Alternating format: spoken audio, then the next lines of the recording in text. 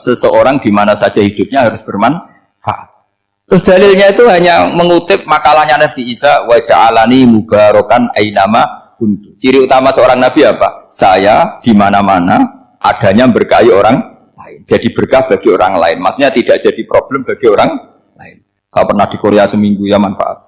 Saudara kita TKI yang di Korea manfaat, di sana bikin masjid, bikin apa? Gampang sekali memahami.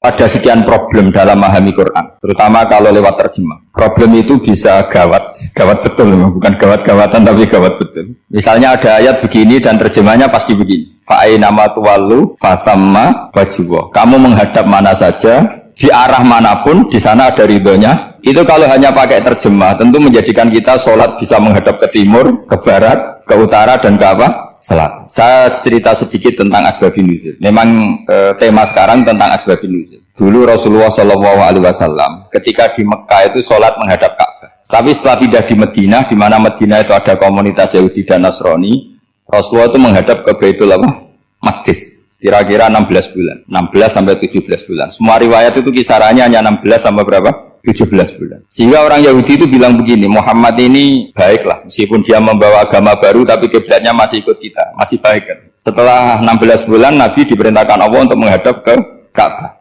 Awal liwajaka syatral masjidil haram. Maka orang Yahudi itu berontak. Berontaknya adalah kiblat mereka ditinggalkan. Cara berpikir orang Yahudi itu kiblat mereka ditinggal. Sehingga mereka bilang mawallahum an qiblatihim allati kanu 'alaiha. Apa yang menjadikan umat Islam berpaling dari kiblat Baitul Maqdis. Kemudian mereka provokatif betul. Ini perlu diperjelas. Provokatif.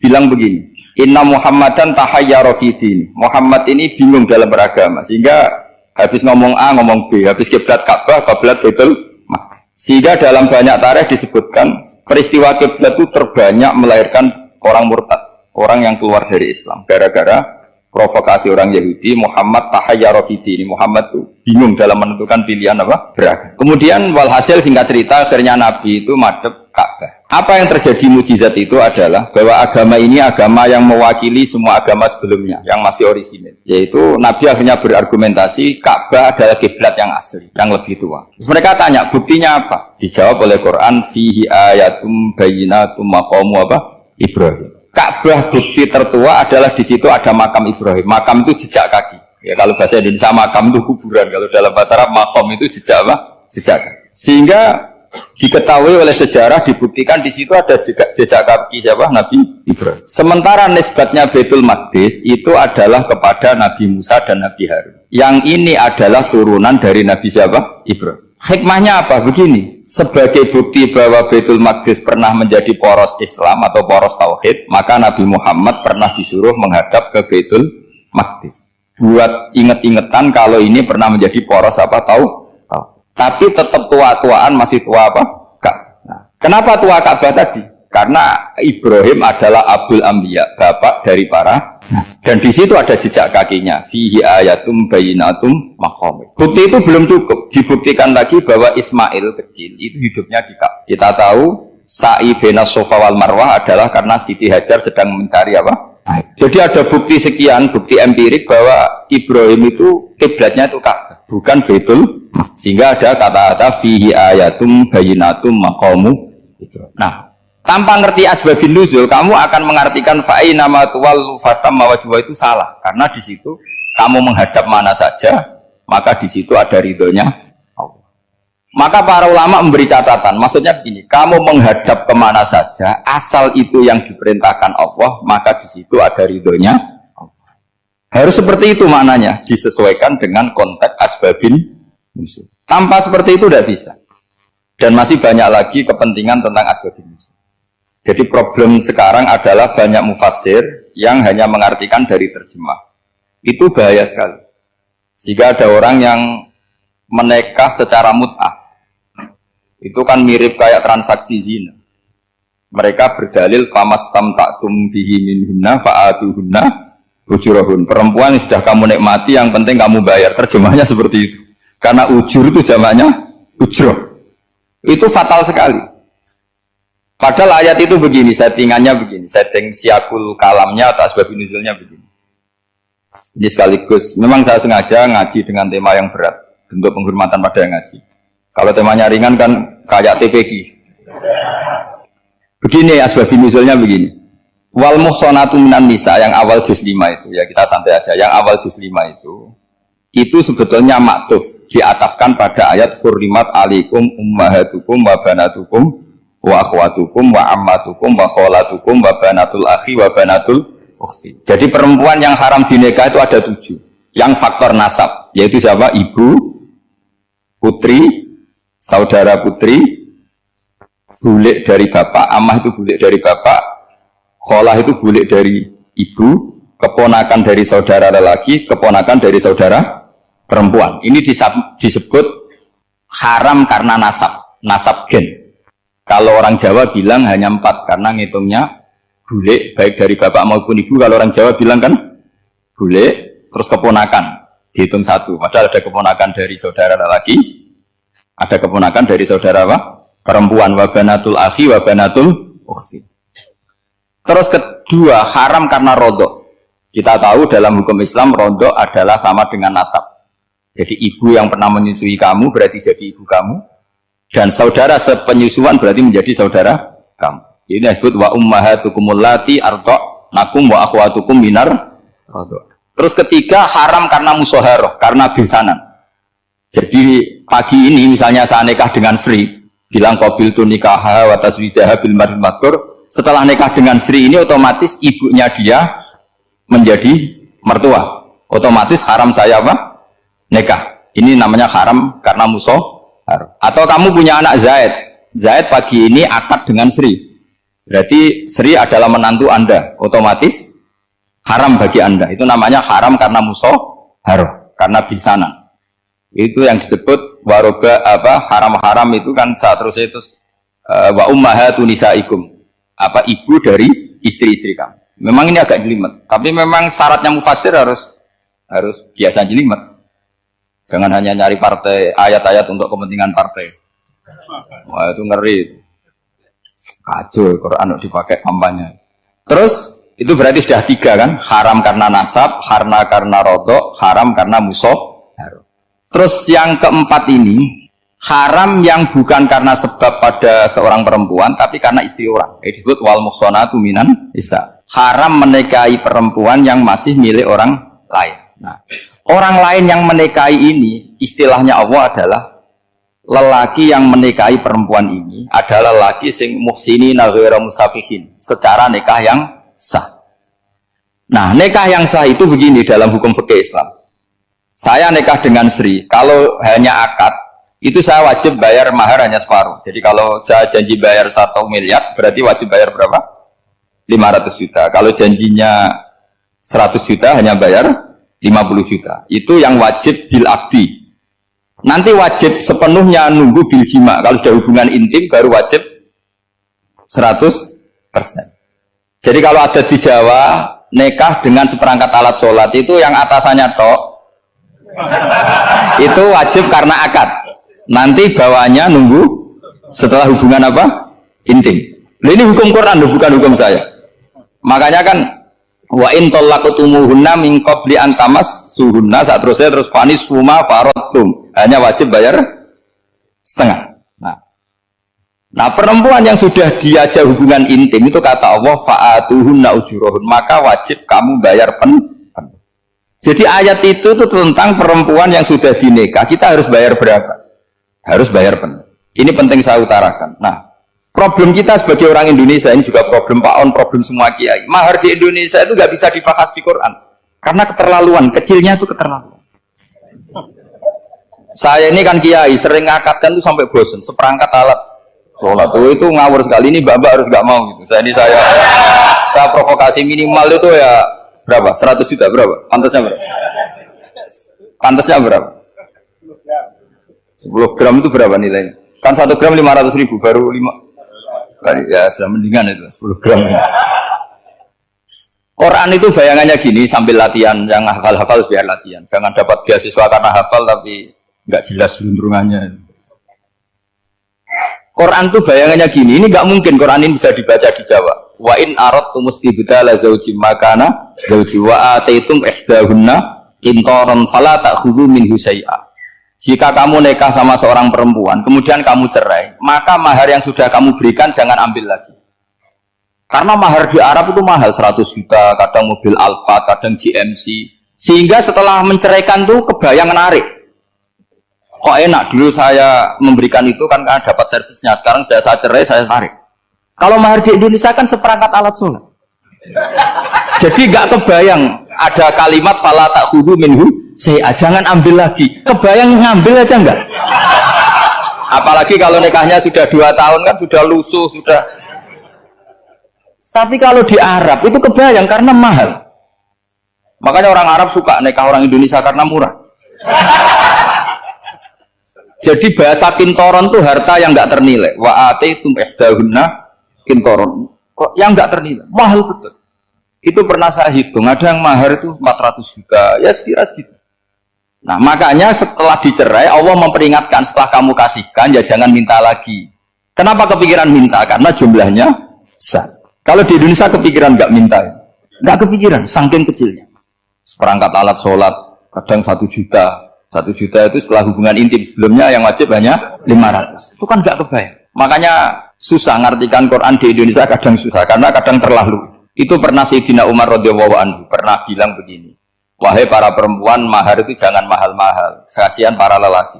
Itu ada perempuan alimah, ya orangnya alim betul. Itu usul langsung gini, ya Amirul Mukminin, laisa dzalika laka ya Amirul Mukminin. Waqad qala ta'ala wa atiitum ihdahunna qintaran. Kamu hanya seorang Amirul Mukminin, tidak berhak bikin aturan pembatasan mahar. Allah saja tidak batasi, kenapa kamu batasi? Sehingga dulu yang namanya nikahnya Sulaiman Agung atau Jamaluddin siapa Ratu Agung, kalau hadiah ya sampai tas mahal itu kan dari bahasa Arab mumtaz mahal, mumtaz itu istimewa, mahal itu dia punya istri yang sangat dicintai dikasih hadiah mumtaz mahal, terus ilat Jawa jadi apa? Tas mahal. Itu sama Mujid Ulil Albab kalah. Itu kalau cerai kan kepikiran minta lagi, dikasihkan yang baru.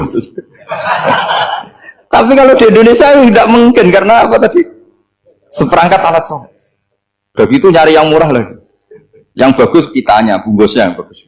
Maka nggak mungkin kita maknani Quran tanpa mengenal yang bernama asbabin. Karena makna ayat itu bisa kacau kalau kita tidak tahu asbabin. Yaitu kayak tadi makna fa'ina matuwalu fasamma wajibwa. Itu maknanya kan kamu menghadap mana saja, boleh saja di sana ada ridhonya Allah. Berarti kan bisa ke timur, ke selatan, ke utara, ke barat. Itu bahaya betul. Sehingga kata ulama harus mengkaji asbabin. Supaya porsi ayat ini sampai semana jauhnya itu kita tahu. Tanpa tahu itu tidak bisa. Begitu juga menyangkut kiblat. Sekarang saya tanya, kemarin kan ramai dulu di Kemenak, kiblat semuanya diukur dengan GPS, terus beberapa masjid dikomentari salah karena diukur pakai apa? GPS. Kalau dalam bahasa falak disebut yaumarostil kiblat. Memang bisa diilmoni. Tapi pertanyaannya begini, dari awal Allah ngendikan fawalli wajhaka syatral masjidil haram. Kamu yang penting sholat itu menghadap masjid. Masjid itu ya bangunan. Sehingga kata Ibnu Abbas yang diriwayatkan banyak ulama mengatakan Al-Ka'bah kiblatun li ahlil masjid wal masjid kiblatun li ahlil haram wal haram kiblatun li ahlil masyriq wal maghrib. Jadi kalau orang di dalam masjid kiblatnya harus Ka'bah. Di luar masjid kiblatnya asal bangunan Masjid Haram. Tapi di luar sini kayak di Indonesia boleh semua tanah. Kenapa begitu? Kata Ibnu Abbas karena Quran turun bilisanin Arabiyyin mubin. Jadi kalau orang Jogja kalau mau ke Jakarta arahnya kemana? Barat. Itu sebetulnya ketika Anda ke barat itu persis Jakarta apa bisa saja pasnya itu Pangandaran. Tapi orang itu akan bilang kalau ke barat ya ke Jakarta. Meskipun presisi Anda tepatnya di Pangandaran. Nah kiblat seperti itu, asal orang menghadap ke barat itu orang sudah bilang ke kiblat. Gak usah sedetail misalnya harus pas Ka'bah. Saya pernah debat sama tim ahli Kemenak. Gak bisa Gus, sekarang ada JPL harus tepat Ka'bah. Terus saya bilang gini, kalau teori Anda benar, berarti semua masjid luasnya maksimal 16 meter. Ka'bah itu luasnya hanya 16 meter. Berarti Masjid Ulil Albab yang pojok sana sama pojok sana, kira-kira itu ya sudah tidak kena Ka'bah. Kalau harus tepat, Ka'bah itu kan diameternya hanya 16 sampai 18 kalau nggak salah. Berarti semua masjid kalau ingin tepat Ka'bah harus pas 16. Kalau terlalu luas pilihannya harus cekung. Kan jadi aneh. Makanya saya itu sering Pak, dulu saya ini biasa debat fikih kalau di tradisi pesantren namanya Basul Masail. Saya punya teman yang paling kurang ajar, yang paling saya kenang dalam panjang sejarah. Dulu itu kalau debat fikih itu ya seru. Kalau aturan fikih kan gini, soft paling baik itu kan soft pertama. Baru kedua, baru ketiga. Yang paling keren kan soft awal, soft. Terus teman saya bilang gini Pak, ya kalau gitu gini aja Gus, desain masjid itu memanjang utara selatan. Biar semuanya soft awal. Gara-gara didesain begini kan ada soft 2, soft 3. Apa susahnya kita bikin mulai awal supaya masjid itu memanjang utara apa? Selatan. Supaya semuanya soft awal. Ya kalau ada hukum ya diimplementasikan dalam desain bangunan katanya. Jadi itu kan kacau. Terus akhirnya saya jawab, lalu setelah begitu yang paling afdol siapa? Yang dekat imam. Ya sudah, bikin cekung saja kalau gitu. Artinya gini ya, beragama itu yang sehat. Jadi beragama itu berdasar riwayat. Berdasar riwayat, pernah ada ulama yang hitung Madinah menghadap Ka'bah itu ya tidak pas. Pernah dihitung pakai GPS. Kiblat Madinah ke Ka'bah itu ya tidak pas. Tidak seperti yang pernah dianjurkan Kemenak. Karena apa? Agama ini ngikuti bilisanin arabiyyin mungkin. Seperti jenengan gini. Semua ini istilahnya apa? Menghadap Gus Bah. Padahal ada yang agak sana, agak sana. Semuanya ngaji sama siapa Gus Bah? Ya sudah. Istilahnya bertatap muka. Memangnya kita benturan. Ini bahasa. Jadi seperti ini semua namanya apa? Berhadap. Padahal ada yang agak samping, agak samping. Ka'bah juga gitu. Sebenarnya tidak se-ekstrim yang dibayangkan orang-orang. Cuma kalau bisa tepat, ya kita harus tepat. Tapi tetap saja tidak perlu 16 apa? Meter. Nah, fa'aina ma tuwallu fatamma wajhuhu itu artinya menghadap. Menghadap itu menghadap arah. Makanya Allah tidak ada fawal liwajhaka nahwal Ka'bah, tapi fawal liwajhaka syatrul Masjidil Haram. Jadi ini penting saya utarakan supaya kita familiar dengan istilah-istilah Quran. Istilah Quran itu gampang sebenarnya. Kalau kita kaji itu gampang. Problem kita tidak pernah mengkaji, jadi semuanya asing. Kalau kita mengkaji itu gampang sekali. Saya punya sekian cerita betapa pentingnya mengkaji Quran. Harun ar-Rasyid itu dinasti Bani Abbasiyah. Itu pinter sekali. Ada seorang ustadz yang agak ekstrim. Itu datang ke Harun ar-Rasyid. Ya Amirul Mukminin, inni nasihun laka famusaddidun alaika. Fala tajidanna alayya fi nafsika syai'an. Saya mau nasihati kamu tapi saya mohon jangan masukkan hati. Karena nasihat ini penting. Tapi saya akan keras, vulgar, akan keras, kritik saya akan keras karena Anda sebagai Amirul Mukminin tidak pedes. Apa kata Amirul Mukminin Harun ar-Rasyid? Uskut ya Ustaz. Nah, sebagai riwayat uskut ya jahil. Kamu itu Ustaz bodoh, tidak usah banyak omong.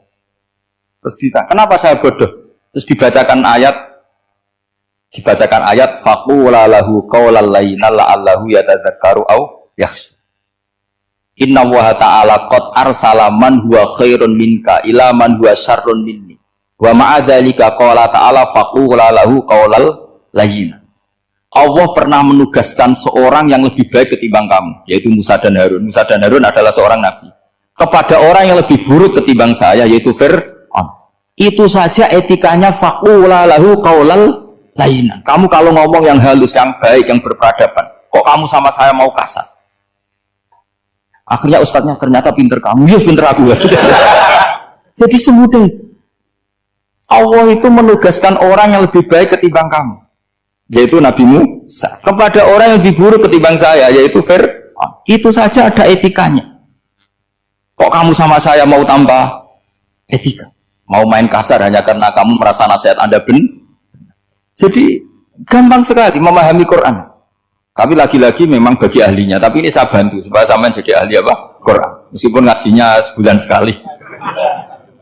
Sudah sebulan sekali tidak punya kitabnya. Sudah. Jadi ulama dulu kalau belajar Quran itu gampang sekali. Saya berkali-kali cerita. Yang kitab saya baca di rektorat namanya Syajaratul Ma'arif. Itu kalau cerita bikin judul itu enak sekali. Babuna fil ibad bikulil bilad. Bab seseorang di mana saja hidupnya harus bermanfaat. Terus dalilnya itu hanya mengutip makalahnya Nabi Isa wa ja'alani mubarakan ainama kuntu. Ciri utama seorang nabi apa? Saya di mana-mana adanya berkahi orang lain. Jadi berkah bagi orang lain. Maksudnya tidak jadi problem bagi orang lain. Artinya kamu hidup entah di Jogja seperti Pak Ono orang Jember, saya orang Rembang, hidup di Jogja manfaat, di Jember ya manfaat, di mana-mana. Saya pernah di Korea seminggu ya manfaat. Saudara kita TKI yang di Korea ya manfaat, di sana bikin masjid, bikin apa. Karena ngendikane Allah menceritakan Nabi Isa siapa? Wa ja'alani mubarokan ainama kuntu. Saya adalah orang yang di mana-mana berkah. Artinya manusia eksistensinya harus seperti itu, hidup di mana saja berkah. Gampang sekali memahami. Pernah Imam Syafi'i ditanya, kalau kamu nggak kehilangan air atau nggak ada air di satu daerah, cari-cari dulu sampai nggak ketemu. Setelah nggak ketemu air, baru kamu boleh tayamum. Imam Syafi'i ditanya, apa dalilnya harus mencari dulu? Kalau nggak ada air ya langsung tayamum saja. Kenapa harus nyari-nyari dulu? Jawabnya Imam Syafi'i itu gampang sekali. Qala ta'ala falam tajidu ma'an. Kemudian kamu tidak menemukan air. Di mana-mana tidak menemukan setelah mencari. Kalau belum mencari namanya tidak tahu. Kan ayatnya kan falam tajidu ma'an. Kemudian kamu tidak menemukan air. Tidak menemukan tuh nyari dulu apa langsung ngambil sikap? Nyari dulu baru kesimpulannya tidak ketemu. Kalau belum pernah nyari namanya tidak tahu. Segampang itu ulama dulu memahami Quran karena konstruksinya utuh. Yaitu mereka tahu betul bahwa Quran itu bilisanin Arabiyyin. Ketika Futuhat Syam dulu itu dikuasai tentara Romawi. Era Sayyidina Umar Futuhat. Yerusalem dikuasai tentara Islam. Itu awal Sayyidina siapa? Umar radhiyallahu anhu. Ketika Futuhat mau ada pesta besar-besaran. Tapi Umar menolak. Ketika menolak, kenapa Anda menolak? Beliau hanya membaca ayat Inna wa ta'ala ayyara qauman faqala adhabtum thayyibatikum fi hayatikumud dunya. Allah itu mengkritik satu komunitas kaum yang zaman di dunia menghabiskan semua kenikmatan. Maka kita tidak perlu syukuran besar-besaran. Jangan-jangan jatah kita di akhirat kita habiskan di dunia. Itu adhabtum thayyibatikum fi hayatikumud. Semudah itu. Semudah itu ulama. Rasulullah pernah dahar, pernah makan. Makan karena 3 hari gak makan, cara di Indonesia gak makan nasi, gak makan daging, sudah lama sekali. 3 hari Nabi hanya makan kurma dan air putih. Pernah Nabi gak makan roti sampai 3 hari. Kalau Indonesia mungkin gak makan nasi. Di hari ketiga, ada sahabat yang berbaik hati, Nabi disembelihkan kambing, dipotongkan kambing, Nabi disuruh dahar. Itu baru dahar setengah piring, Nabi berhenti. Ketika ditanya, setengah piring itu kan sudah kuat. Untuk sholat, untuk apa sudah kuat. Ditanya, ya Rasulullah kenapa berhenti? Bukankah engkau tidak makan ini 3 hari? Nabi menjawab, walatus alumna yauma idzin anin naim. Semua nikmat yang saya rasakan nanti ada pertanggungjawabannya. Makanya saya tidak ingin banyak-banyak. Wah itu kalau diterapkan di sini enggak populer. Makanya saya tahu gayanya ngaji Quran itu enggak siap dengan konsep-konsep Quran ini. Jadi segampang itu orang dulu. Nah karena apa ya itu tadi? Mereka tahu asbabun nuzul. Quran itu diturunkan dalam konteks apa? Lafat ini arahnya kayak apa? Mutlak muqayyadnya kayak apa? Muhkam mutasabihnya kayak apa? Nasah mansuhnya kayak apa? Nah sedikit saya cerita ini mungkin contoh terakhir supaya agak lama-lama, nanti bingung kalau lama. Yang bingung ya saya. Bingung cara memahamkan. Jadi kalau guru itu kan bingung cara memahamkan. Kalau murid bingung cara memahami. Gak tahu tingkat kebingungannya sama. Kalau guru itu bingung cara memahamkan. Kalau murid bingung cara. Jadi ini pertemuan 2 kelompok bingung. Yang satu bingung cara memahamkan, yang satu bingung cara. Kalau orang ekstremis bingung cara merusak suasana. Itu gak benar itu. Ada loh. Rasulullah itu nabi. Itu paling pusing yang ngadepi orang-orang yang ekstrim. Karena apa? Cara berpikir itu lompatannya itu gak tertib. Jadi Nabi itu cara berpikir itu kecerdasan nubuah. Sementara orang ekstrim cara berpikir itu kecerdasan nafsu. Bukan kecerdasan manusia. Kalau manusia masih baik nafsu. Misalnya begini, kalau dalam tradisi nubuah itu. Saya dengan Pak Anu berteman lama. Mulai tahun 2000 berapa. Itu kalau Pak Anu bertamu ke saya, harusnya tidak usah tak kasih makan. Karena sudah dekat. Tapi kalau kenalan baru itu dikasih makan, disangoni. Jadi Nabi itu perilakunya agak unik. Akhirnya ada orang yang cara berpikir itu dangkal. Ya Rasulullah ini tidak fair.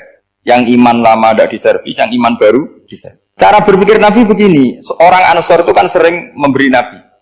Perjuangannya Nabi ditopang orang apa? Ansor. Donatur lah, kira-kira orang Ansor itu donatur. Donatur itu keren. Karena donatur itu artinya al-yadul ulya khairum minal yadis. Sehingga ketika Nabi sudah menguasai negara, menguasai Mekah Medina, sudah futuhan, itu orang Ansor tetap gak diservis. Yang diservis Nabi itu orang-orang baru masuk Islam, disebut wal mu'allafati qulubuhum atau Islam mu'allaf. Ada 1-2 orang yang protes, tentu yang gak pinter, bukan protes pasti tidak pinter.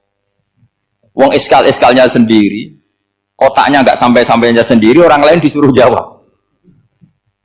Makanya di sini tidak ada tanya jawab, nanti iskal-iskal kamu sendiri, bingung-bingung kamu sendiri, saya disuruh jawab.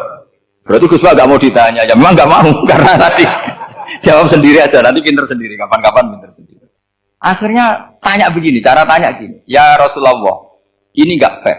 Orang sudah Islam lama setelah negara terbuka milik Anda, setelah kita menang, setelah kita menguasai negara, tidak kamu servis. Sementara yang baru Islam kamu, Nabi itu bertanya senyum-senyum, rileks saja. Lama-lama tambah ekstrim pertanyaan. Kata Umar, ya Rasulullah saya beri izin untuk membunuh orang ini. Umar itu pikirannya karena mangkel Nabi. Nabi jangan. Kalau kamu bunuh nanti apa kata orang banyak? Inna Muhammad dan yaqtulu ashabah. Dikira Muhammad membunuh sahabatnya sendiri. Nabi masih mendengar. Komplainnya masih dengar. Lama-lama Nabi memberi penjelasan. Kamu ini orang Ansor. Kamu biasa memberi saya, memberi dana perjuangan.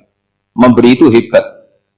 Saya tidak ingin menurunkan grade Anda, grade sebagai pemberi, berarti kelasnya elit, sekarang menjadi penerima.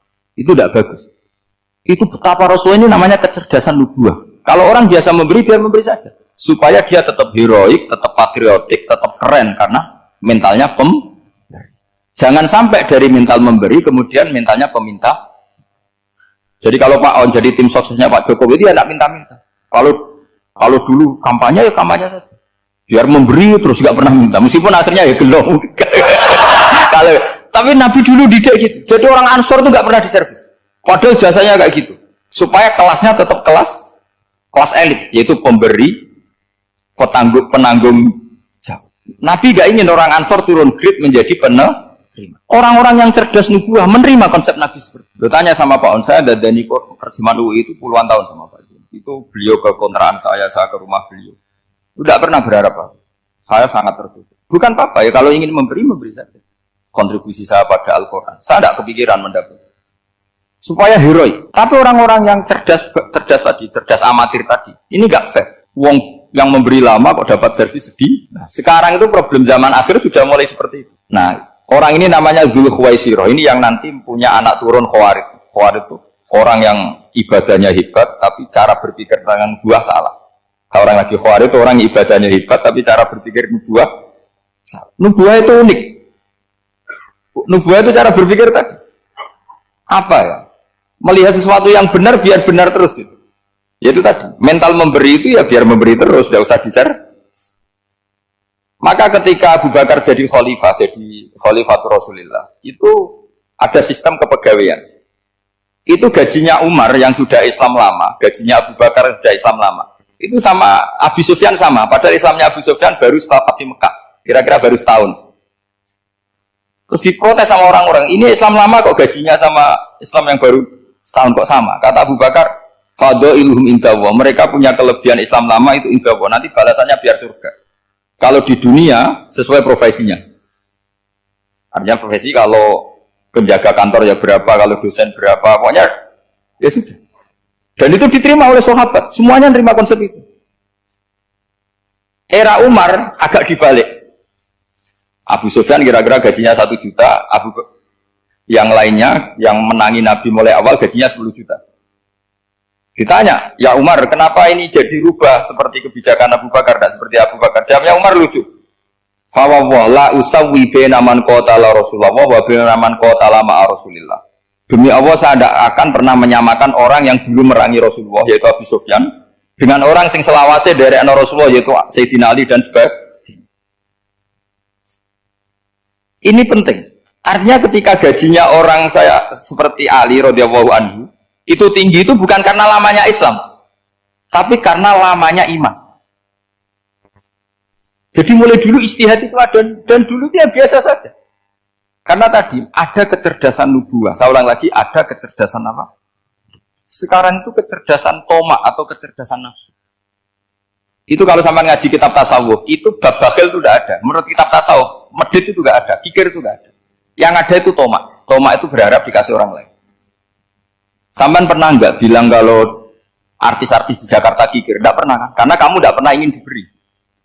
Tapi kalau kamu punya pacar karena kenal tidak pernah ditraktir, oh, pacar saya kikir. Karena kamu ingin diberi.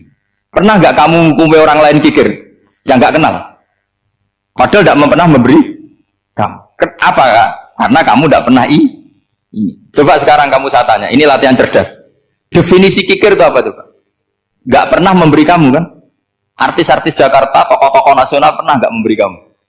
Enggak kan? Tapi enggak pernah kamu vonis kikir karena kamu enggak pernah tomak. Tapi pacar kamu kok aman ditraktir terus, atau istri kamu atau mertua kamu kok enggak ngasih warisan, kamu bilang kikir enggak? Sebabnya kikir betul apa karena kamu tomak berharap? Tomak. Maka di kitab tasawuf itu enggak ada bab kikir, yang ada bab tomak. Karena asal usul menvonis orang kikir itu karena tamak. Maka jangan banyak kenal orang, nanti banyak hukum kamu kan.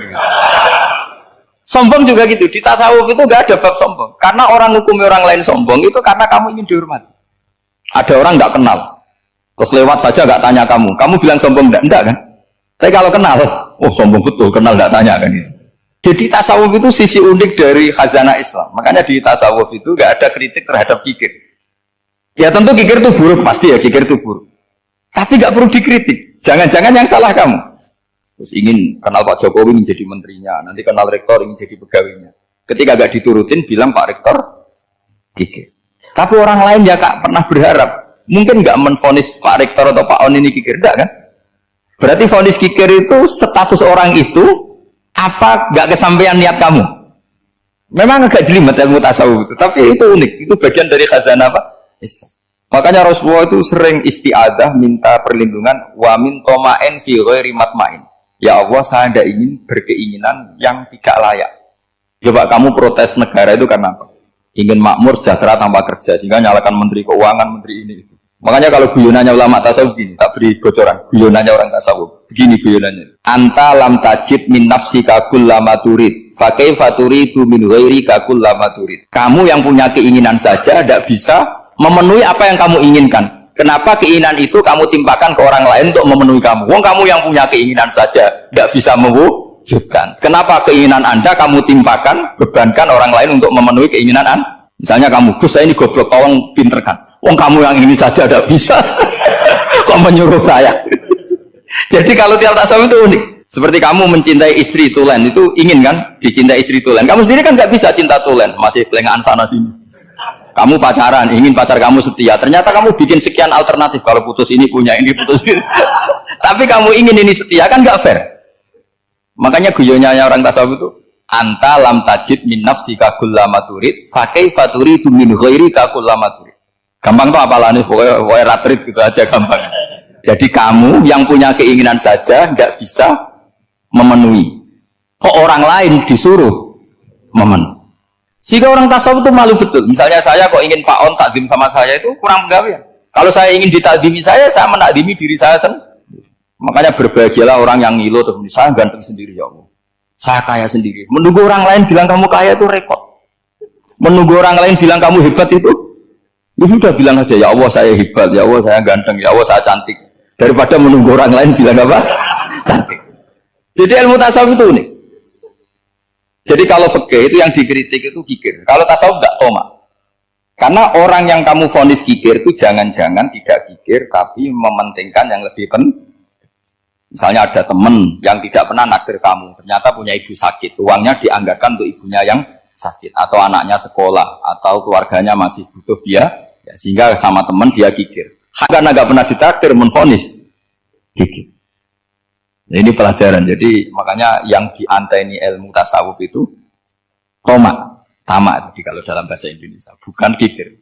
Karena vonis kikir itu akan disematkan orang yang tidak kesampaian hajatnya. Pokoknya bapak saya itu keluarga kiai itu ajarannya itu. Yang penting jangan berharap dari orang lain.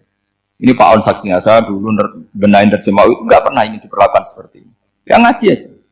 Karena pikirannya keluarga kiai itu sederhana. Kalau ngamal ya ngamal saja. Ngamal itu heroik. Makanya buyut-buyut kita semua ini kan pahlawan semua. Membela negara Indonesia jadi merdeka. Ya nggak pernah kebayang jadi presiden menteri. Tapi sekarang enggak, ngamal sedikit saja harus jadi menteri jadi. Ini bahaya kalau dalam kelangsungan bernegara karena orang biasa transaksional. Awal negara ini dibangun berdasar heroik, bukan berdasar apa? Transaksional. Tapi sekarang orang akan membiasakan itu. Apa-apa itu transaksional. Ini tidak bagus untuk kelangsungan bernegara. Apalagi kelangsungan beragama. Sehingga seperti saya ini masih punya desa-desa binaan di Sragen, di pedalaman Papua sekalipun. Saya punya santri banyak di Papua. Itu kalau cerita itu unik-unik. Itu mau Jumatan, itu enggak ada orang 40. Sudah datang setengah 12. Itu datangnya 3 jam. Di situ mau ketemu santri 3. Akhirnya mereka tanya gini, Pak. Pertanyaannya itu, Gus, boleh enggak Jumatan orang 3? Secara fikih Syafi'i kan harus orang 4. Kemudian mereka tak bilang, buat sholat duhur saja. Mereka enggak mau. Wong Jumat-Jumat kok duhur. Harinya kan Jumat, masa sholatnya? Sehingga kita-kita yang jadi kiai akhirnya nyari fikul madzhabil arba. Nyari fikih madzhab 4. Ternyata Imam Malik membolehkan orang 6. Ada yang bilang 12. Yang penting keceluk jampun itu kelompok. Kalau 3 kan belum keceluk apa? Belum disebut apa? Ini penting saya utarakan supaya kita berjuang itu bukan karena selfie seperti ini. Tapi yang namanya dakwah itu menjadikan orang tidak tahu menjadi tahu. Termasuk kepada desa-desa tertinggi. Sama. Yang namanya menteri itu pembantu presiden untuk memenuhi kebutuhan rakyat banyak. Sekarang misalnya menteri pertaniannya itu hebat cerdas, tapi petani nggak mau nandur padi mau apa?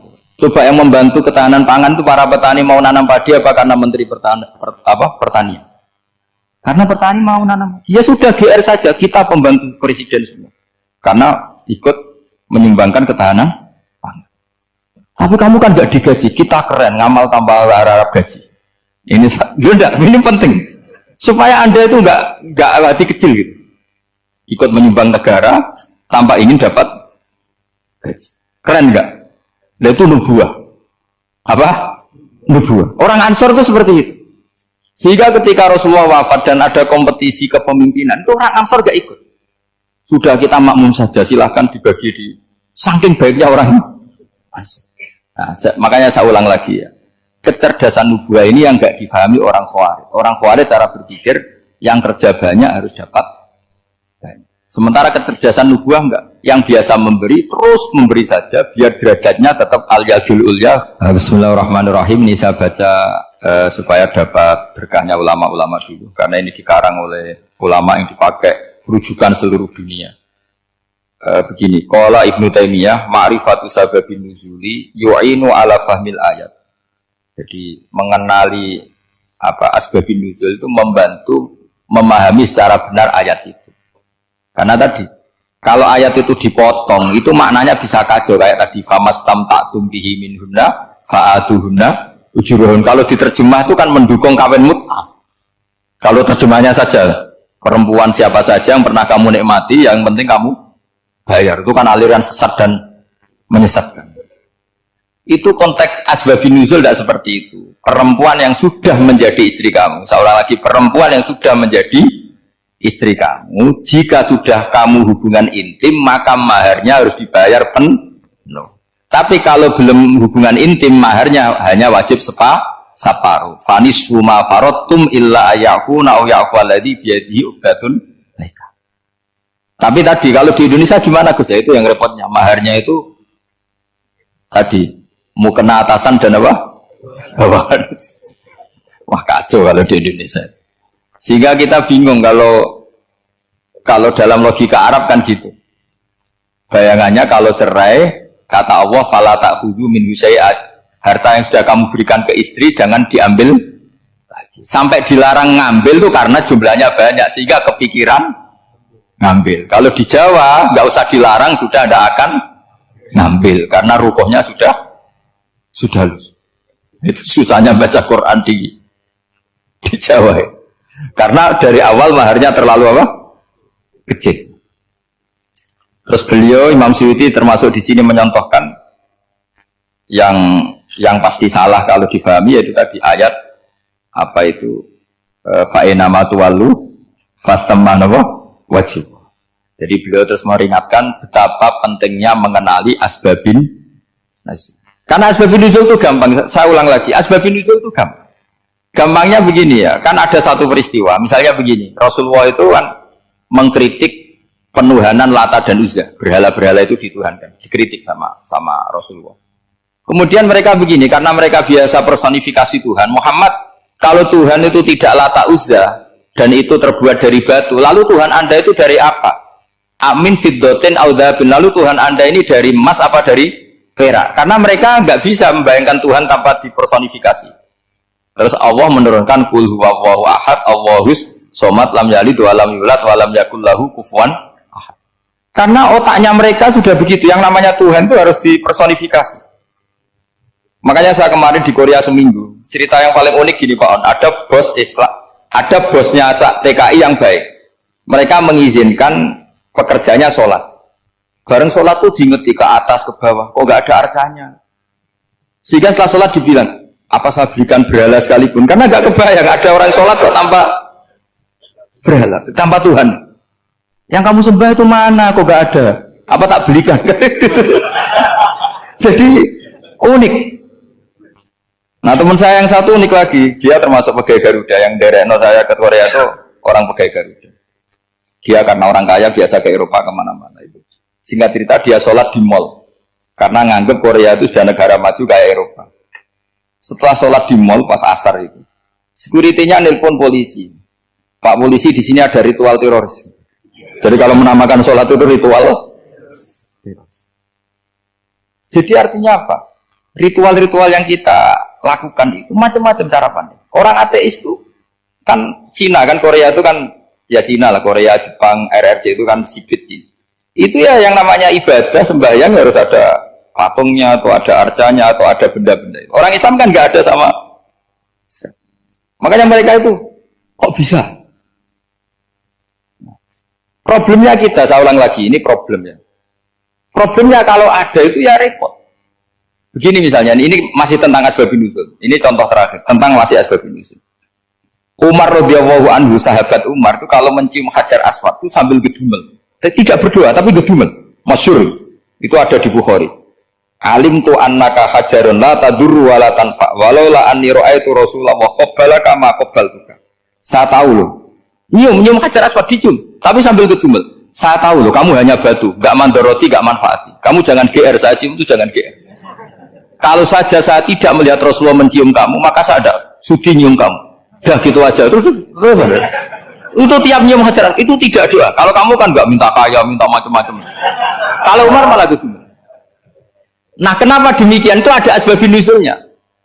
Umar itu saksi sejarah. Ketika Rasulullah Fathi Mekah, Nabi kan tawaf terus mencium Hajar. Itu di belakang masih banyak orang kafir. Kebetulan Umar masih di sana. Sudah Islam Umar, tapi dia di belakang. Dengar orang-orang kafir, Muhammad itu aneh. Katanya melarang nyembah batu. Ternyata dia nyembah batu. Jadi Nabi nyium Hajar Aswad itu dikira nyembah. Katanya ngelarang nyembah batu, tapi dia kok nyembah batu. Karena Nabi mencium Hajar Aswad. Nah karena untuk menghilangkan stigmasi itu, Umar tiap nyium Hajar Aswad ngomong gitu. Ada sound system, mungkin jadi sound system. Supaya jelas bahwa penciuman ini bukan karena menyembah. Artinya mudah sekali kenapa Umar ngomong gitu, karena asbabun nuzulnya seperti itu. Coba kalau kamu tidak tahu asbabun nuzul, Umar maksudnya gimana? Enggak doa, enggak apa kok malah ngomong gitu kan. Tapi kalau kamu tahu asbabun nuzul Umar itu yang mendengar komentar orang sama ketika kita tawaf itu kan 3 pertama kan kita lari-lari kecil. Itu ceritanya juga gitu. Rasulullah itu hidup di Medina, terus diterkenalkan miskin. Medina itu kota wabak, kota penyakit endemik. Dulu Medina, Yasrib itu kota endemik. Sehingga kata orang kafir-kafir Mekah, yaji ulihadal bait kaumun qad wahanat huma Yasrib. Nanti akan datang satu komunitas kaum yang sudah lemas karena kena penyakit apa? TBC dari apa? Yasrib. Nabi dengar itu makanya terus bilang ke para sahabat, tunjukkan kalau kamu kuat dengan cara lari 3. Terus pakai pakaian yang kelihatan maco, yaitu yang dipakai lelaki-lelaki. Baunya dikelihatan. Nah, setelah Rasulullah wafat, Umar menggantikan beliau setelah Abu Bakar.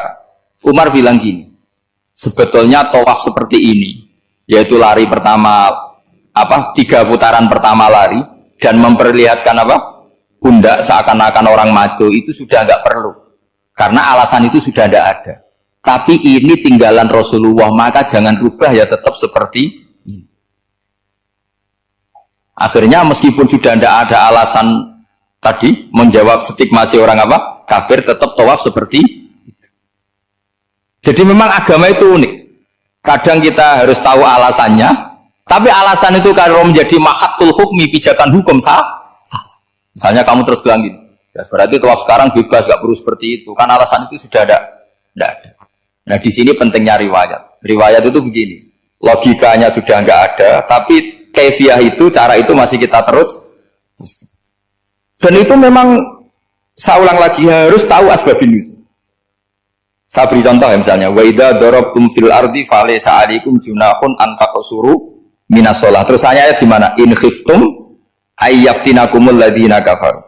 Jika kamu pergi dalam keadaan takut ditangkap orang kafir atau takut diculik orang kafir, maka kamu boleh mengqasar salat. Itu jelas ada ayat in khiftum ayyaftinakumul ladzina kafaru. Jika kamu takut diculik orang kafir. Sehingga ketika Ba'da Fathi Mekah, setelah Mekah dikuasai Islam, Umar tanya, ya Rasulullah, kenapa engkau masih sholat qasar? Bukankah kita sudah aman?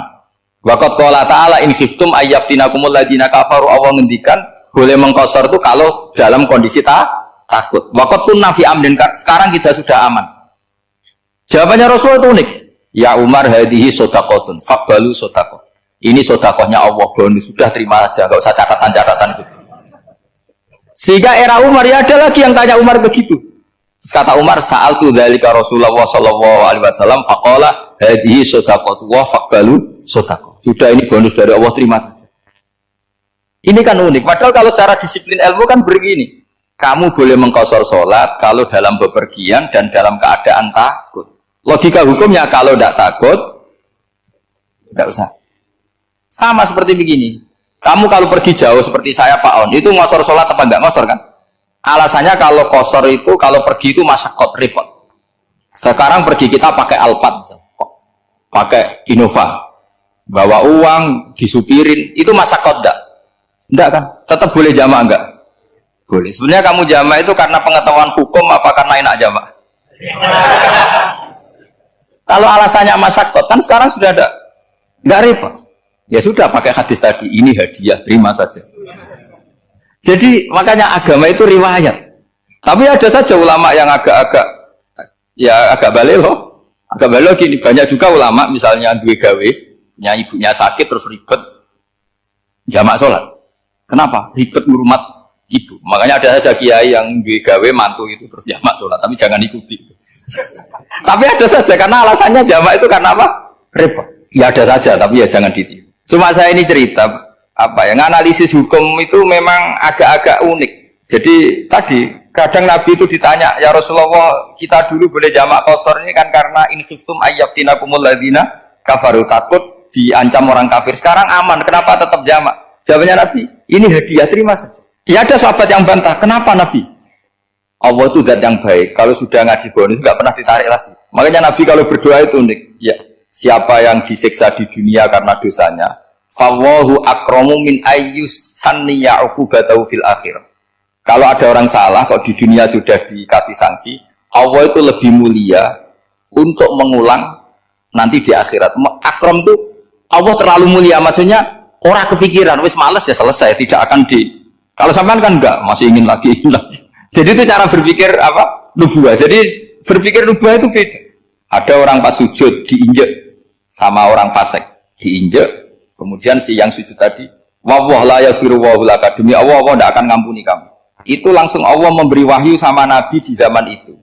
Bilangin yang sedang sujud itu, dia harus minta maaf sama saya, kata Allah. Man dzalladzi yata'alla ala fulan, dia bersumpah bahwa Allah tidak akan memaafkan orang, itu harus diralat. Nabinya iskal, kenapa ya Allah? Yang Tuhan itu saya ini punya sifat dua, bisa menyiksa dan bisa memaafkan. Kenapa dia milih sifat saya satu tidak memaafkan? Akhirnya apa? Orang yang nginjek tadi sama Allah dikasih tobat dan jadi orang soleh. Jadi itu makanya kamu nggak boleh jadi orang ekstrim nyifati Allahnya satu. Nggak boleh, Allah tetap bisa yaghfiru liman yasha wa yu'adzibu man yasha. Sifatnya Allah dua ya tetap dua, nggak boleh kamu pilih satu.